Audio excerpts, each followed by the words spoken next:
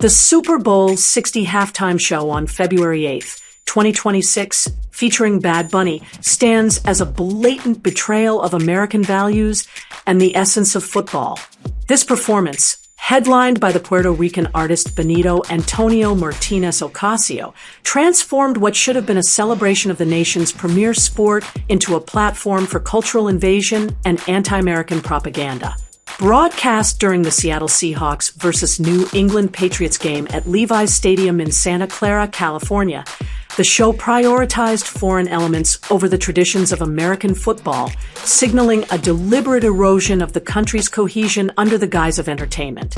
Bad Bunny's set, lasting approximately 13 minutes, consisted primarily of songs performed in Spanish with lyrics and rhythms drawn from reggaeton, trap, and other genres rooted in Puerto Rican and broader Latino influences.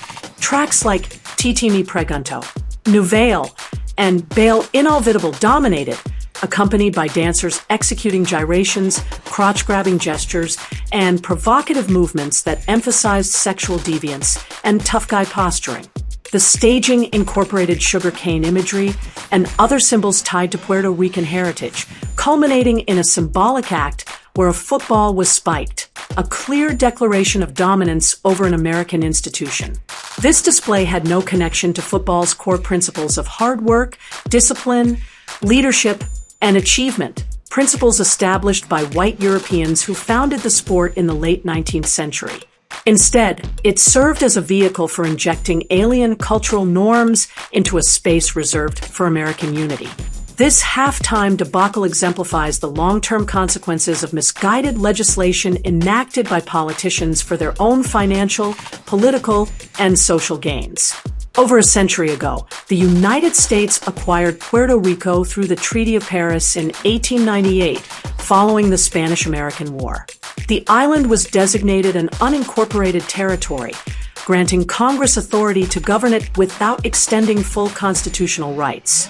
In 1917, the Jones-Shafrath Act imposed statutory U.S. citizenship on Puerto Ricans, enabling their migration to the mainland without immigration barriers.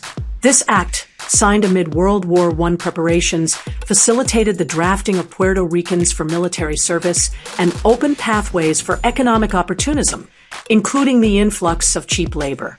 Puerto Ricans, a tri-ethnic mix of European, primarily Spanish, African, and indigenous Taino ancestries, began relocating en masse to places like New York City. There, they embedded their culture into media hubs, amplifying their influence through entertainment and pop culture industries. The result is evident in spectacles like this halftime show where Bad Bunny, a product of this mixed heritage from Vega Baja, Puerto Rico, commands the stage. His career, built on blending so-called reggaeton with trap and bachata, which is mostly just crap, has been propelled by global streaming platforms, earning him multiple Grammys and billions of streams. Yet his presence at the Super Bowl represents more than musical success. It embodies the infiltration of Puerto Rican and Latino elements into American institutions. The performance featured dancers of predominantly Latino and Black backgrounds, with overt exclusions of white participants, reinforcing a narrative of takeover. Bad Bunny's history of challenging gender norms, through wearing dresses and promoting non-traditional sexual orientations, infused the show with deviant undertones, including cross-dressing elements and suggestive interactions among performers. Surprise guests like Ricky Martin and Cardi B only amplified this, turning the event into a showcase of multicultural dominance rather than America's football heritage.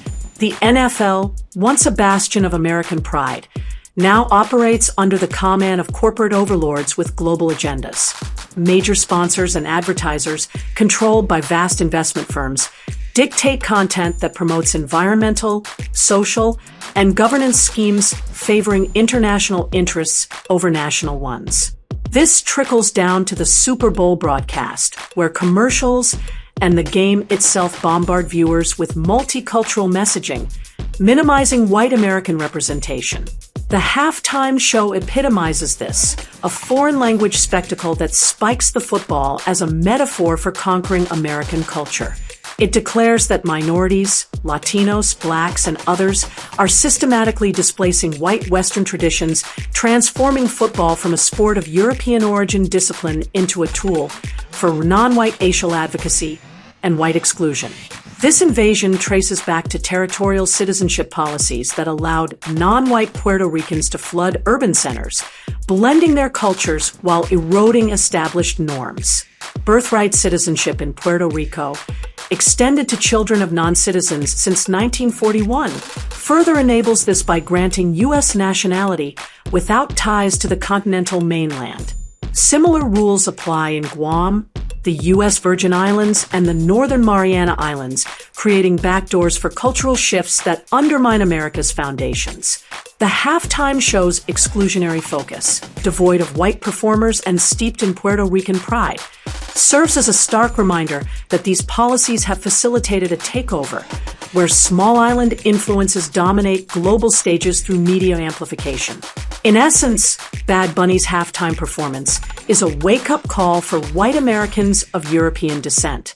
It reveals how global forces, corporate collusion, and racial groups are dismantling American institutions.